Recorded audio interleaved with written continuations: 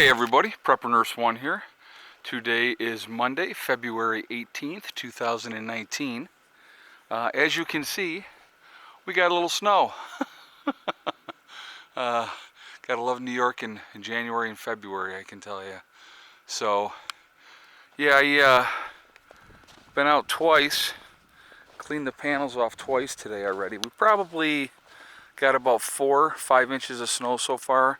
I just cleaned them off a little while ago, so they're starting to get coated up again. These ones aren't doing too bad, but it happens. All right, so let us jump into the video. I wanted to talk about this because I think it's a really important topic, and I know that the United States pays really close attention to these type of things. How much is enough? How far can you push the citizenry until they say, I'm not taking it anymore? I'm going to give a couple examples of stuff. I mean, if you want to look at the yellow vest over in France, you know, they just kept pushing, raising taxes, and you know, the citizens are pushing back, and they've had enough, and I can't blame them.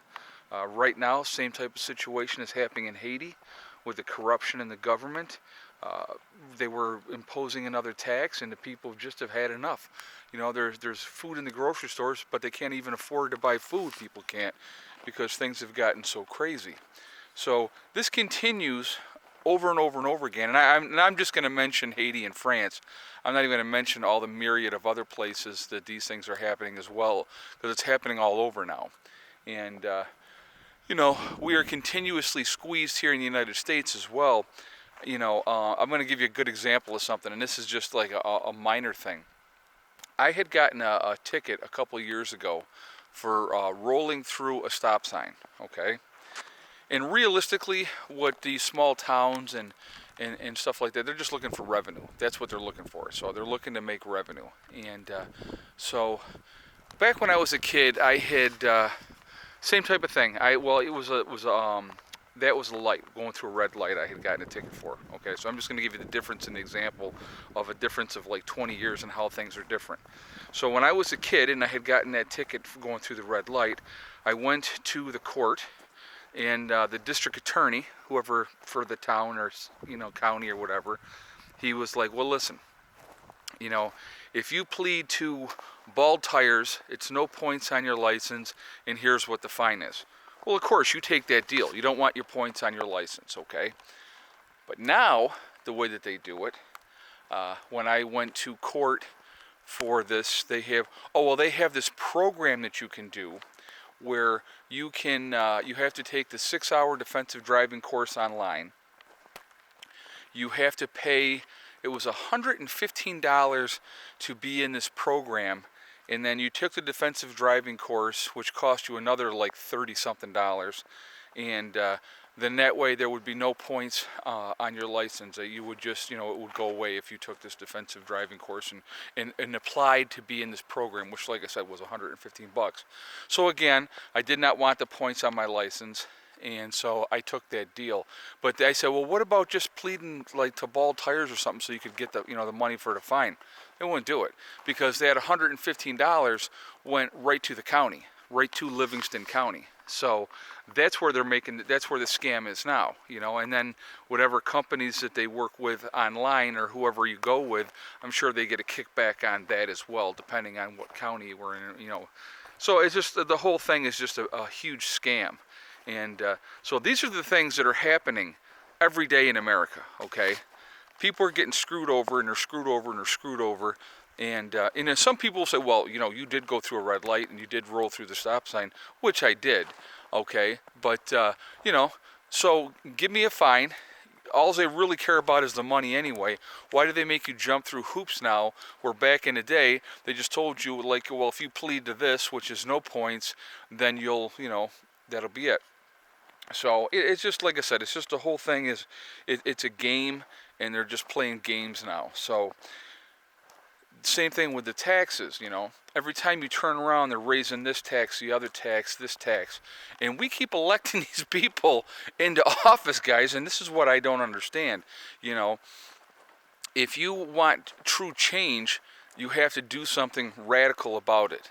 And it'll come to a point, and I believe personally that in the United States it'll come to a breaking point and people will say, I've had enough. And then they'll finally do something about it. But until that affects them directly, in their pocketbook, where they can't keep their head above water anymore. I'm going to give an example again. I'll use myself as an example. I completely changed my lifestyle.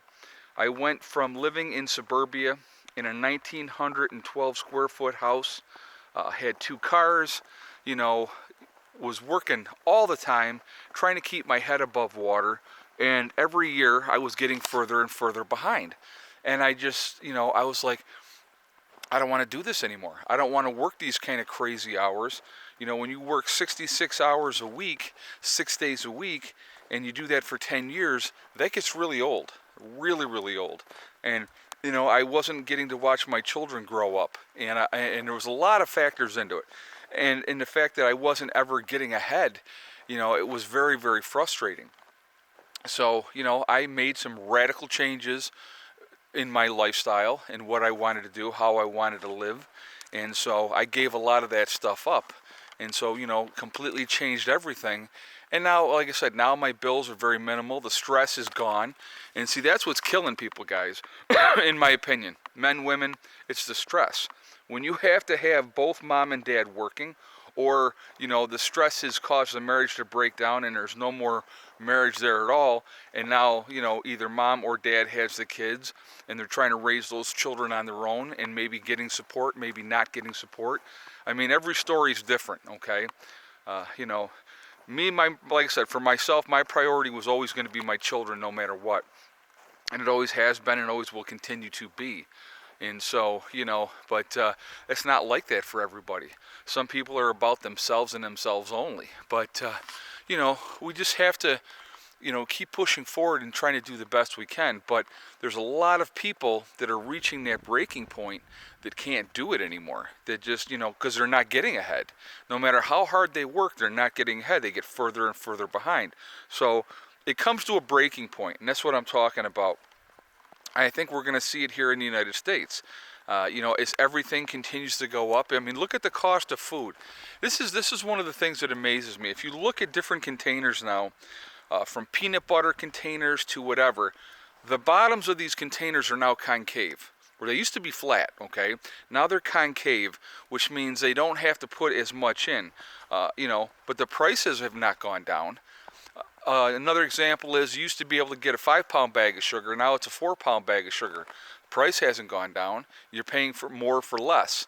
And that continues over and over and over again. It's like when Reese's peanut butter cups. They used to be freaking huge. You used to get these great big peanut butter cups. And now they're really, really small. And they cost more, So, I mean, the cost of everything continues to go up, up, and up.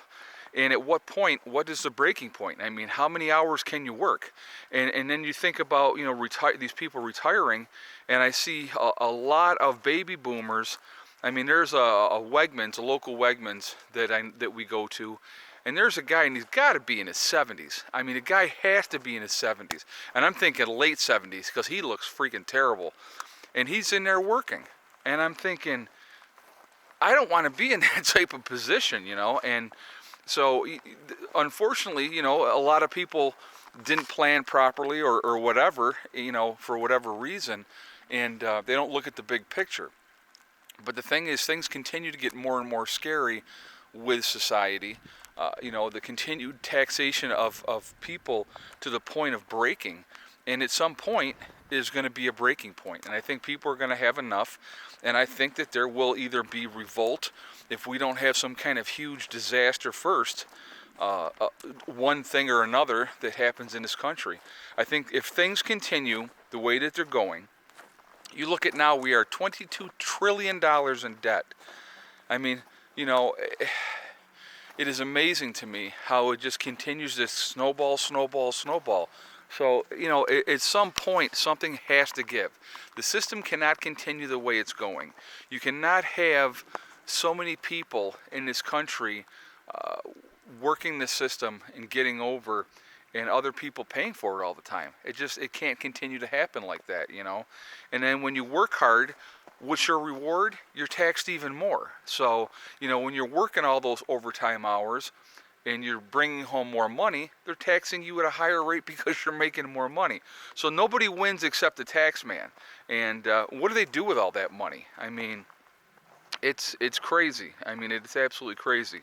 And you know, people are tired of it. And when, like I said, when you continue to work hard, and you're pushing, and you're trying to do the right thing, and you're trying to get ahead, and every time you turn around, you know, it's a slap in the face. And then when you continue to give freebies to people that are coming into the country illegally, that's very frustrating. And I think people have had enough, you know. So, like I said, I think we're coming close to a breaking point in this country, and it's a scary thing, guys, because I'll tell you what, if we get to that point, it's going to change everything. I mean, if enough people stand up and say, I'm not taking it anymore, it's going to set a very dangerous precedent. And, you know, could that be the thing that initiates martial law?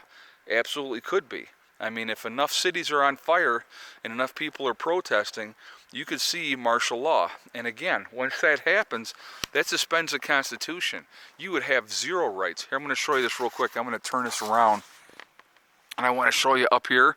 You can see the sun up through the trees up there. So, and it's snowing, obviously, as you can see. And like I said, it's very, very pretty. I was talking to my buddy today, and he's originally from here. And I was going, it's really pretty, though. And he's like, oh, yeah, I'm sure. So, anyway, guys, I want to hear what your thoughts are. I mean, how close are people to a breaking point? I mean, what are your situations? I mean, are you being taxed to death? And, you know, again, I think it's happening all over the country. I really, truly do.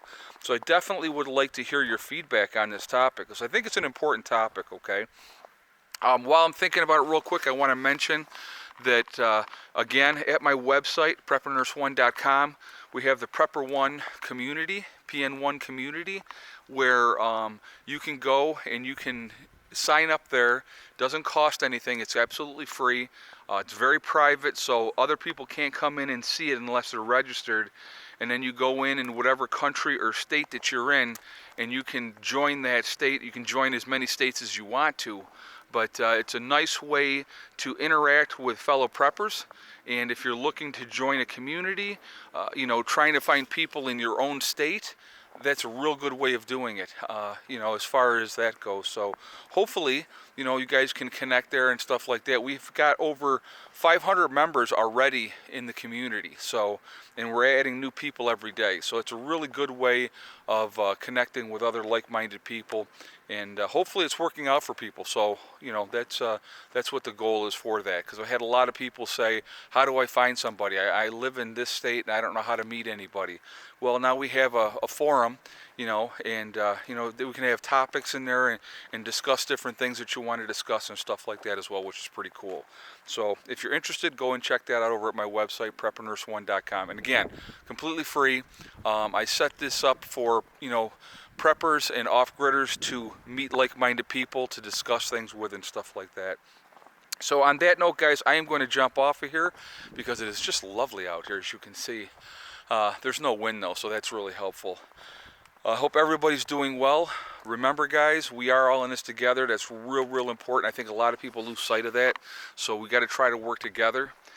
Remember, hug and kiss the ones you love. Tell them every single day. Tomorrow is not guaranteed. We never know what's going to happen in life. So it's important to tell the people that you care about how you feel. And remember, guys, STD. It's one step at a time, one thing at a time, and one day at a time. Whatever you're trying to do, whatever you're trying to accomplish, you can do it. The only one that's going to stop you from getting there is yourself. Nobody else can do it, okay? So anyway, I hope everybody has a great day. I hope your week is going well. I know Heather's off all this week for winter break, whatever it is. I don't know what the heck they call it. But so they're off all week. I hope everybody's having a great President's Day. And I will talk to you all tomorrow. Prepper Nurse 1, out for now.